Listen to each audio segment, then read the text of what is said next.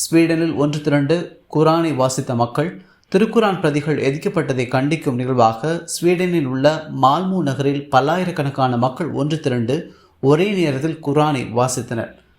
1990களிலேயே ஸ்வீடன் மொழியில் திருக்குரான் மொழிபெயர்க்கப்பட்டு விட்டது. இந்த நிலையில் மால்மோ நகரில் ஒன்று கூடிய மக்கள் ஒரே நேரத்தில் குரானை வாசித்தனர்.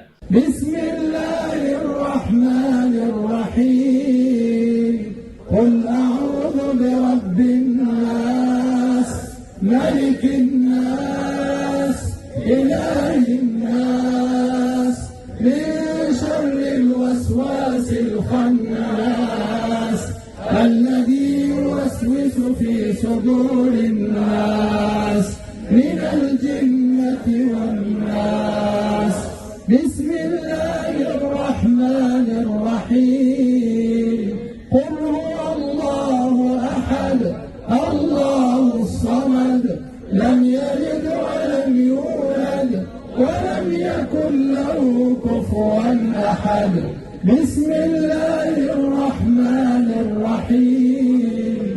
قل أعوذ برب الفلق من شر ما خلق ومن شر غاسق إذا وقب ومن شر النفاثات في العقد ومن شر حاسد إذا حسد.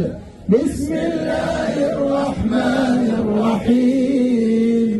قل أعوذ برب الناس ملك الناس إله الناس من شر الوسواس الخناس الذي يوسوس في صدور الناس من الجنة والناس.